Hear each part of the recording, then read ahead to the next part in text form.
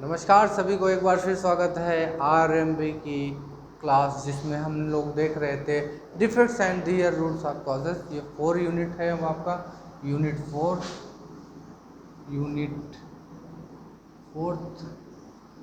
आप लोगों का आज शायद 4th भी ख़त्म हो जाए, क्योंकि हमने आपको डिफेक्ट्स, क्लासिफिकेशन ऑफ डिफेक्ट्स, इसके कॉजेज़ के बारे में बताया गया था। आज कुछ ऐसे मतलब एलिमेंट्स या आपको जो है कंपोनेंट्स हैं जिसकी वजह से डिफेक्ट्स आते हैं, वो क्या क्या है, किस किस पार्ट्स में आ सकते हैं, वो हम लोग देखेंगे कि किन किन वजह से भी आ सकते हैं, ये भी हम लोग देखेंगे। एक लिस्ट, लंबी चौड़ी लिस्ट है, वो हम लोग आज देखते हैं। तो बच्चों, अभी तक हम लोगों ने जो क्लासिफिकेशन ऑफ जो है डिफेक्ट्स देखा था, जिसमें से 2 तरीके का था।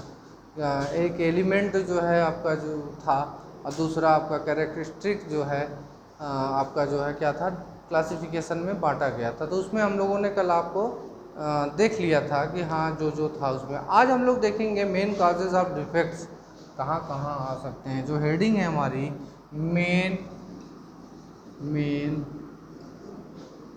Causes of defects.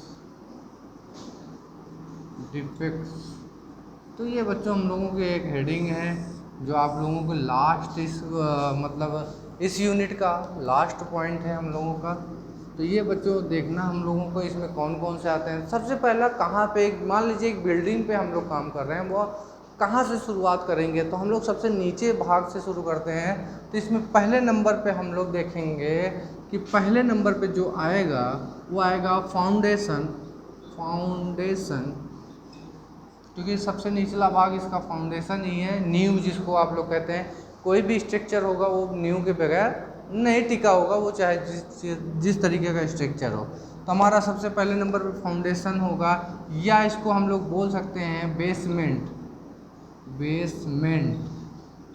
डिफेक्ट्स जो भी आएंगे, इनको बराबरी से क्या क्या डिफेक्ट्स हो सकते हैं। मेन में हम लोग ये देखेंगे कि वहाँ पर जो हमारी सॉइल है वो न्यू के अपेक्षित जो लोड आ रहा है, वहाँ की सॉइल वो वहन कर सकती है कि नहीं।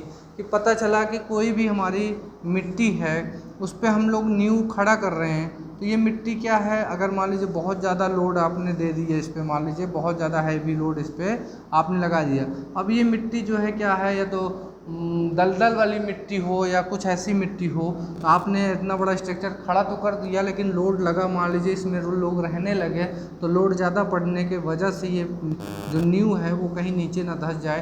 तो ऐसे कैपेसिटी को, मतलब ये इस लोड को पूरा सह ले, ये मृदा या सॉयल जो है, जिसको हिंदी में इंग्लिश में सॉयल बोलते हैं, ये सॉयल आपका सह ले, इसी को बोलते हैं सॉयल बियरिंग कैपेसिटी। क्या बोलते हैं? सॉयल बियरिंग कैपेसिटी, कि मतलब इसकी पूरा लोड आपका सह ले रहा है। तो ऐसे को बियरिंग कैपेसिटी, यानी ये भी हम लोग देखेंगे कि उसकी बियरिंग कैपेसिटी कितनी है। तो बच्चों ये भी हम लोग उसमें जो है डिफेक्ट ना आए, ऐसी वजह से हम लोगों को फाउंडेशन में देखना पड़ता है कि मतलब उसमें लोड क्या है, हर चीज़ें उसमें देखना पड़ता है। डिफेक्ट्स किन्हीं कारणों से वो ना आए। आप जो स्ट्रक्चर खड़ा कर रहे हैं न्यू पे ही डिपेंड है, अगर न्यू गड़बड़ हो गई तो पूरा का पूरा स्ट्रक्चर खराब हो जाए। ऊपर तो आप मेंटेन कर लेंगे, लेकिन नीचे आप मेंटेन नहीं कर पाएंगे, पूरा का पूरा स्ट्रक्चर कर सकते हैं लेकिन मतलब वो मजबूती प्रदान नहीं हो पाएगी। तो फाउंडेशन और बेसमेंट को हम लोग जो है बहुत ध्यान से जो है इसको देखते भी हैं और इसको समझते हैं। और एक और ऑप्शन आपका है कि डीपीसी, आप एंड डीपीसी भी डाल दीजिए आप इसी पे। डीपीसी क्या होता है? एक सीलन आपका जो है वहाँ पे नहीं आना चाहिए, नीचे से क्या होता है, सीलन आ जाता है। तो भवन में क्या करते हैं, जैसे मान लीजिए कि हम कोई भी स्ट्रक्चर बना रहे हैं, यहाँ पे हमने नींव बना दिया, ये मान लीजिए कि हमने 2 पिलर है, उसको नींव दे दिया, तो ये कुर्सी तल हो गया, यानी इसी के ऊपर से आप फर्श वगैरह बनाना शुरू करेंगे। ये हमारा कुर्सी है, जिसको आप लोग कुर्सी तल बोलते हैं। तो ये कुर्सी हो गई, इसके ऊपर से आप भवन बनाना शुरू करते हैं। मान लीजिए ये आपका भवन है, यहाँ पे दरवाज़ा लगा देते हैं, रोशनदान ऊपर कर देते हैं, यानी वेंटिलेशन। अब ये कुर्सी पे मतलब यहाँ पे सॉइल मान लीजिए बहुत ज़्यादा आप समुद्र या नदी के किनारे आप बसे हुए हैं, यहाँ से पानी रिश्ते रिश्ते क्या होगा, ऐसे करके ऊपर आ जाएगा, जिससे आपका भवन पे भी चढ़ने लगेगा और सीलन की वजह से भवन का स्ट्रक्चर जो है आपका ख़राब होने लगता है। तो इस वजह से इस कुर्सी तल के ऊपर एक हम लोग कम से कम 5 mm की एक कोटिंग कर देते हैं, जिसको बोलते हैं DPC यानी डैम प्रूफिंग कंक्रीट, या आपका जो है आप कह सकते हैं इसको।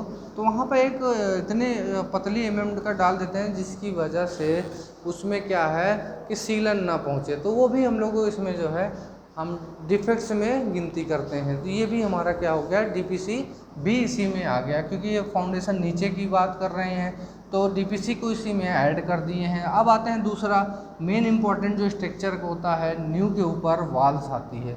न्यू के ऊपर क्या आती है, वॉल्स आती है। तो हम दूसरा देखेंगे वॉल।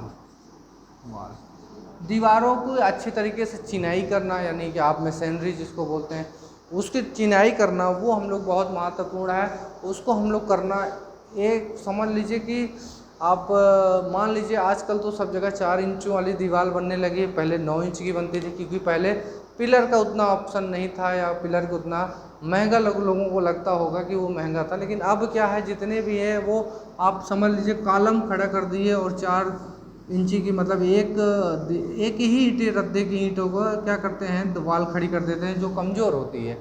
तो उसका भी हम लोग विशेष ध्यान देते हैं कि बाहर से कोई भी जोर लगाएगा तो आपका दीवार गिरे ना, उस पर भी डिफेक्ट्स आ सकता है। तो ये वॉल हो गया। अब आते हैं हम तीसरी बात करते हैं। तो तीसरा हमारा कॉलम एंड बीम है। तीसरा column and beam, column and beam. Column and beam में भी आप लोग देखें, कॉलम जो है हमेशा क्या होता है, और वर्टिकल होता है। कॉलम क्या होता है, हमेशा वर्टिकल होता है, और बीम क्या होता है, हमेशा हॉरिजॉन्टल होता है। ये बहुत लोग कंफ्यूजन हो जाते हैं। और ये हो गया बीम।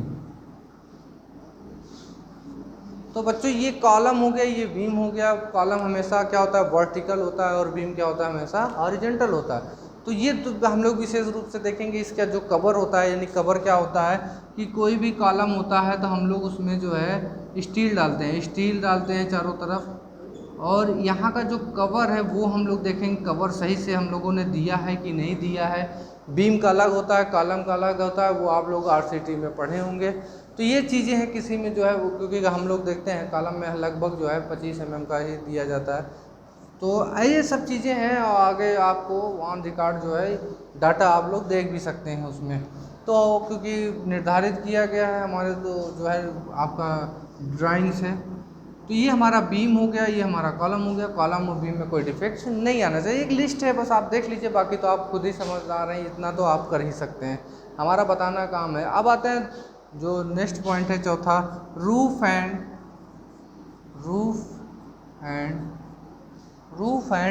टेरेंस बोलते हैं उसको,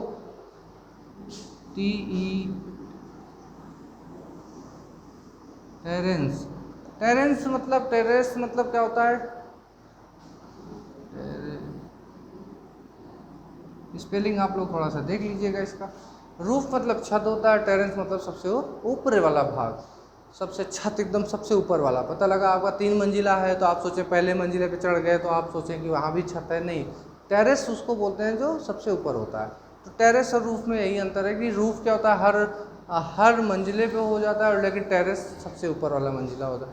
तो दोनों हम लोग वहाँ पर दोनों के छतों के बारे में हम लोग कायदे से जो है डिफेक्ट्स को हम लोग चेक करते रहेंगे, या डिफेक्ट्स आने का संभावना ज़्यादा रहती है तो दोनों हम लोग इसको जो है बराबर उसको देखते रहेंगे। अब आते हैं दूसरा, जॉइनरी, 5वां है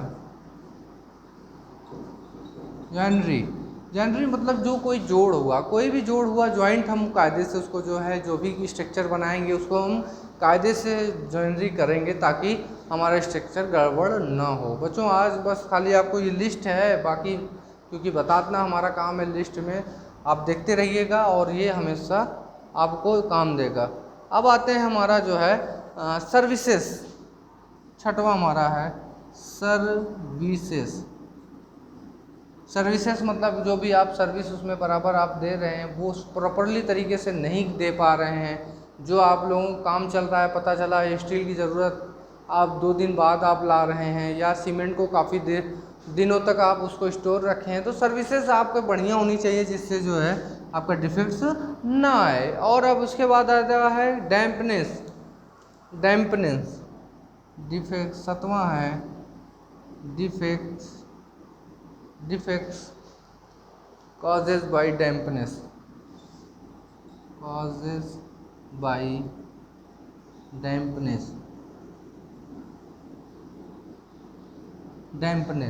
डिफेक्ट्स बाय कॉजेज डैम्पनेस क्या है कि जैसे कि सीलन की बात ही किया जा रहा है। यहाँ पे क्या है कि डीपीसी की बात कर रहे थे कि कुर्सी तल पे जो है डैम्पनेस, लेकिन कभी कभी क्या होता है जैसे बारिश हुई और छत पे पानी जमा है, तो छत की वजह से जो सीलन आ जाएगा उसी को डैम्पनेस, कोई भी सीलन हो गया डैम्पनेस किन किन कारणों से आ सकता है। वहाँ पे घास फूस जम गई है मान लीजिए छत पे और पानी गिरा, तो वो घास फूस क्या करेगी, उसके जड़ों तक पहुँचाएगी और जड़ की वजह से आपका सीलन आना शुरू हो जाएगा। तो ये चीज़ें हैं, वो भी हम लोग डैम्पनेस में क्या क्या चीज़ें आ जाएंगी वो हम लोग देखते हैं। और एक और है आपका जो है डिकोरोटिव और प्रोटेक्टिव फिनिशेस। जो भी आप फिनिशिंग करेंगे वो कायदे से करेंगे। यहाँ पे हम लिख दे रहे हैं 8वां नंबर, ना दिख रहा हो तो हम ऊपर लिख दे रहे हैं।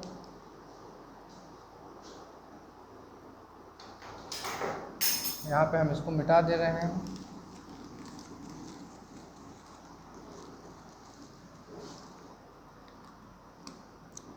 आठवां नंबर डी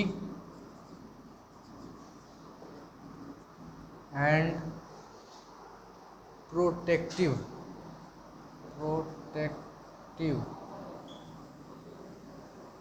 फिनिशिंग।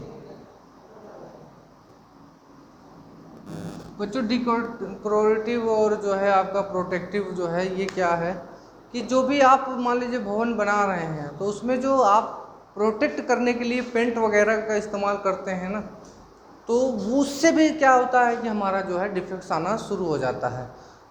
जो भी मतलब कि कुल मिला के आपका लास्ट फिनिशिंग होगा, मूवमेंट होगा, जो आपकी नेक्स्ट एकदम आप जो स्ट्रक्चर खड़ा कर दिए, जो भी लास्ट आप शुरू करेंगे, चाहे वो पेंटिंग हो, चाहे वो प्लास्टर हो, चाहे जो है आपका जो भी होगा स्ट्रक्चर में लास्ट मूवमेंट में जो भी फिनिशिंग का कार्य होगा वो कायदे से होना चाहिए, नहीं तो डिफेक्ट्स आना बहुत ज़्यादा संभावनाएं बढ़ जाती हैं, जिससे स्ट्रक्चर जो है हमारा ख़राब होने की पूरी संभावना रहती है। तो बच्चों आज चौथी यूनिट समाप्त हो गई है।